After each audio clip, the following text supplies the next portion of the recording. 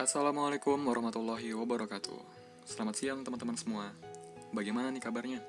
Semoga kita senantiasa diberikan kesehatan dan umur panjang ya oleh Allah Subhanahu wa taala. Amin ya rabbal alamin. Perkenalkan, kami dari kelompok 2 yang beranggotakan Dina Rinza Dilia, Muhammad Ilham Triadi, dan Syahrul Mubarak Zofari akan menampilkan sebuah video yang sangat informatif bagi kita semua. Tolong disimak baik-baik ya. Oh, tak lupa juga yang saya hormati dosen pengampu mata kuliah PPMDI, Bapak Amirullah. Semoga beliau senantiasa diberikan kesehatan dan keberkahan dalam mengajar. Amin ya rabbal alamin. Video yang akan kita tampilkan saat ini ialah mengenai tokoh pembaru Islam, yakni Muhammad Abduh, dengan pembaruan yang dilakukannya di bidang ijtihad dan modernisasi pendidikan. Kira-kira siapa sih sosok Muhammad Abduh ini? Jadi Muhammad Abduh adalah salah satu tokoh pembaru Islam atau mujaddid dunia Islam pada abad ke-modern, tepatnya di sekitar abad ke-19. Muhammad Abduh merupakan sosok yang gigih dalam mengembangkan gerakan pembaruan Islam melalui gerakan intelektualnya. Pemikirannya meninggalkan pengaruh yang luas tidak hanya di tanah air, yaitu Mesir dan dunia Arab, tetapi juga di dunia Islam ini termasuk Indonesia. Beliau adalah seorang pembaharu yang mampu memberikan spirit bagi perkembangan dan kemajuan umat Islam. Bahkan, pemikiran dan perjuangan beliau tidak dipungkiri dapat kita rasakan sampai saat ini. Muhammad Abduh merupakan seorang ulama dan akademisi yang perlu untuk diteladani baik pemikirannya maupun perjuangannya dalam memajukan Islam dari keterpurukan. Kondisi dunia Islam pada saat kelahiran dan besarnya Muhammad Abduh sangat memprihatinkan, karena sebagian besar masyarakat Islam banyak mengenal dengan istilah taklid. Melihat keadaan masyarakat di sekitarnya, Muhammad Abduh sangat tidak menyukai taklid.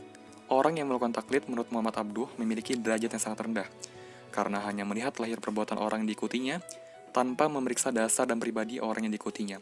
Hal ini membuat perbuatan taklid menjadi tanpa dasar, sehingga dengan kondisi seperti itu, membuat Muhammad Abduh melakukan seruan untuk melakukan ijtihad.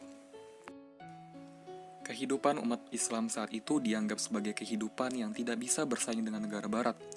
Dari sekian fitnah yang dilontarkan tersebut, tidak jarang mengakibatkan umat Islam sendiri cenderung pesimis.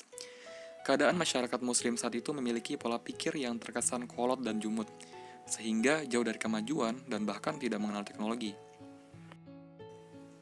Kegelisahan yang dirasakan oleh Muhammad Abduh tentang kemunduran umat Islam saat itu menjadikannya tergerak dan bersemangat untuk melakukan sebuah gebrakan dan agenda besar dalam rangka membangkitkan kembali semangat dan kejayaan umat Islam. Salah satu yang dilakukan oleh Muhammad Abduh adalah melalui modernisasi atau pembaruan sistem pendidikan Islam yang dipandang sebagai langkah dan upaya yang paling efektif dalam melakukan perubahan terhadap kondisi umat Islam pada masa itu. Biografi Muhammad Abduh. Nama lengkap dari Muhammad Abduh adalah Muhammad bin Abduh bin Hasan Khairullah, dan lahir pada tahun 1266 Hijriah atau 1849 Masehi di Mahalat Al-Asr, kawasan Subrakit, Provinsi Buhairiyah di Mesir. Ayahnya bernama Abduh Hasan Khairullah, seorang imigran yang berasal dari Turki dan telah lama menetap di Mesir. Adapun sang ibu bernama Junaunah binti Utsman Al-Kabir, yang merupakan silsilah keturunan dengan Umar bin Khattab.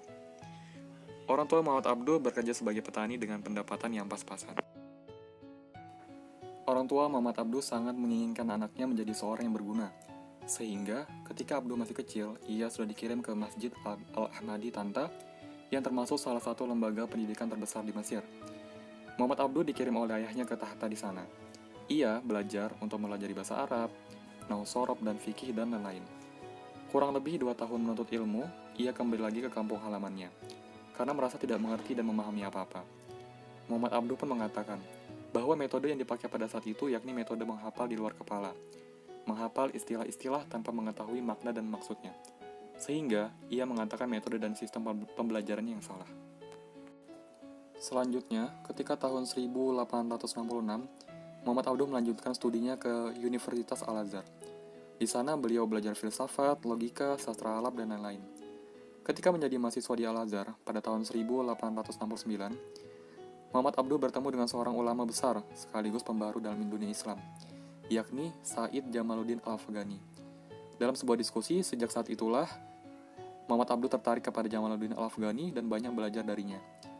Jamaluddin Al-Afghani adalah seorang pemikir modern yang memiliki semangat tinggi untuk memutus rantai-rantai kekolotan dan cara berpikir yang fanatik.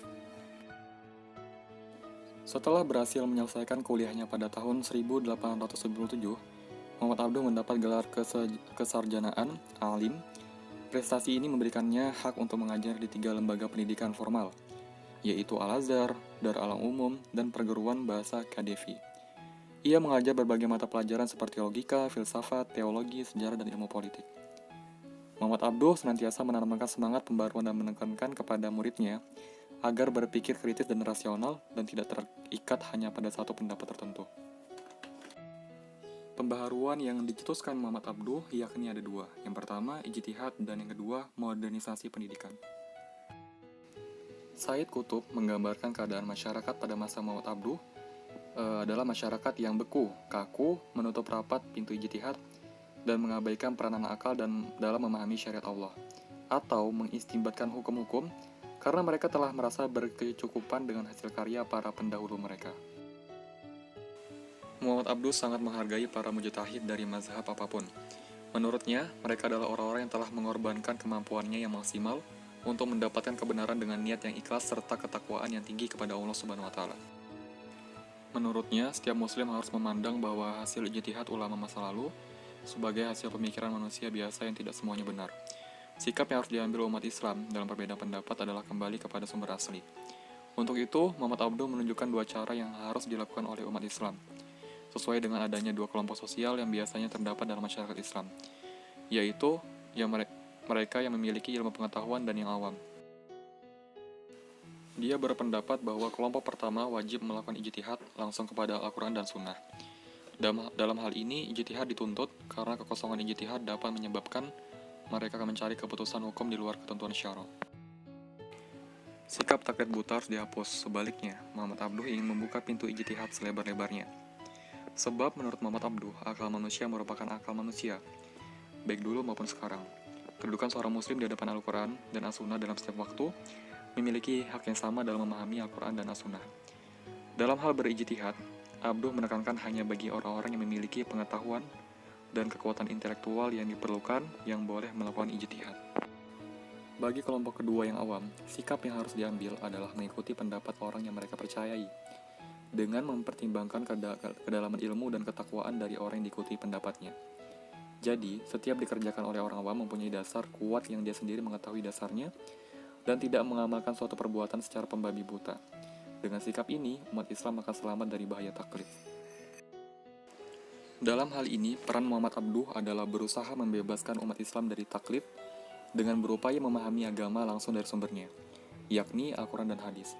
Untuk itulah maka pintu ijtihad harus dibuka selebar-lebarnya demi kemajuan umat Islam di masa yang akan datang.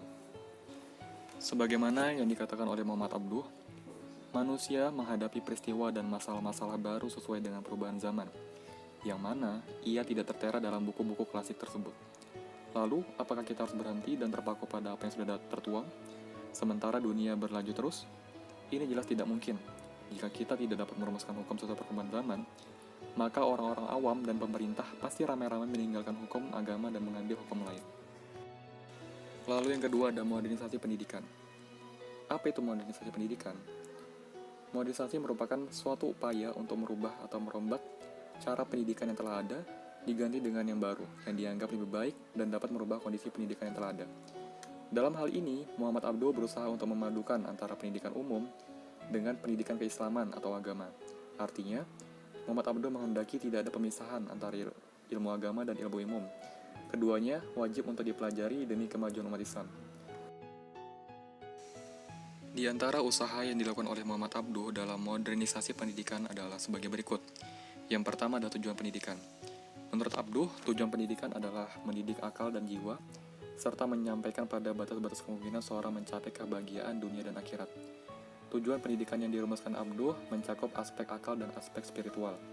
Abduh berpandangan bahwa jika aspek akal dan spiritual dididik dengan baik dan maksimal, maka umat Islam akan mampu bersaing dalam menguasai dan mengembangkan ilmu pengetahuan, serta dapat menciptakan kebudayaan yang tinggi. Usaha yang selanjutnya adalah merubah kurikulum pendidikan Islam. Untuk mencapai tujuan pendidikan yang dirumuskan sebelumnya, Muhammad Abduh menyusun kurikulum pendidikan Islam dari tingkat dasar hingga pendidikan tinggi. Namun, secara umum, Abduh menggarisbawahi bahwa mata pelajaran agama hendaknya dijadikan sebagai inti semua mata pelajaran dari tingkat pendidikan paling dasar, usia dini, hingga tingkat pendidikan tertinggi. Artinya, pendidikan agama harus diberikan sedini mungkin. Pandangan ini mengacu pada pendapat bahwa ajaran Islam merupakan dasar pembentukan jiwa dan pribadi Muslim. Kemudian usaha selanjutnya yang dilakukan Muhammad Abduh adalah merubah metode pendidikan. Dalam bidang metode pengajaran, Muhammad Abduh mengkritik dengan tajam penerapan metode hafalan tanpa pemahaman mendalam yang pada umumnya diterapkan di sekolah-sekolah saat itu, terutama sekolah agama. Menurut Abduh, metode yang demikian itu hanya akan merusak daya nalar seseorang, sehingga dalam hal ini, Abduh lebih menekankan metode diskusi dan muzarokah untuk memberikan pengertian yang mendalam kepada pelajar, sehingga nantinya pelajar memiliki daya nalar dan analisis yang tajam. Dengan begitu, para pelajar akan memiliki kredibilitas dalam mempelajari suatu ilmu pengetahuan, terutama agama, sehingga mereka tidak hanya sekedar memahami katanya, akan tetapi juga memahami betul dari seluruh amal yang dilakukan. Upaya selanjutnya yang dilakukan Muhammad Abduh dalam modernisasi pendidikan adalah reformasi sistem pendidikan di Al-Azhar. Jadi Muhammad Abduh adalah sosok yang memiliki pengaruh besar dalam membawa era baru bagi Al-Azhar. Abduh tidak hanya melakukan reformasi secara kelembagaan saja, akan tetapi juga reformasi pemikiran keagamaan. Perjuangan Muhammad Abduh dalam reformasi sistem pendidikan di Al-Azhar bukanlah hal yang mudah untuk direalisasikan, karena banyaknya ulama yang konservatif di kampus Al-Azhar yang menentang mati-matian usaha pembaruan yang ingin dilakukan oleh Muhammad Abduh. Usaha awal reformasi sistem pendidikan Al-Azhar yang dilakukan oleh Muhammad Abduh adalah memperjuangkan mata kuliah yang dianggap sebagai barang haram oleh para ulama Al-Azhar, yaitu mata kuliah filsafat dan mantik. Untuk diajarkan di Al-Azhar, menurutnya dengan mempelajari kedua ilmu tersebut, semangat intelektualisme Islam yang padam diharapkan dapat kembali bersinar. Adapun kesimpulan dari video ini adalah bahwa pembaharuan yang dilakukan oleh Muhammad Abduh itu paling tidak difokuskan dalam dua hal, yaitu pertama, ijtihad yang bertujuan untuk menjauhkan manusia dari perbuatan taklid buta dan membuka pintu ijtihad selebar-lebarnya supaya manusia terlepas dari kejumudan dan keterpurukan. Yang kedua ialah pendidikan yang bertujuan untuk memberikan porsi yang seimbang antara ilmu-ilmu umum dan dengan ilmu keagamaan. Itulah ulasan singkat dari kelompok kami mengenai pemikiran Muhammad Abduh dalam ijtihad dan modernisasi pendidikan Islam. Semoga teman-teman semua dapat mengambil manfaat dari penayangan video ini. Dan kami dari kelompok kedua ingin mengucapkan banyak terima kasih karena telah menonton video ini sampai habis. Dan kami juga memohon maaf jika ada kesalahan kata atau kekurangan kata dalam pembuatan video ini. Kurang lebihnya mohon maaf. Wassalamualaikum warahmatullahi wabarakatuh. Sampai jumpa teman-teman semua.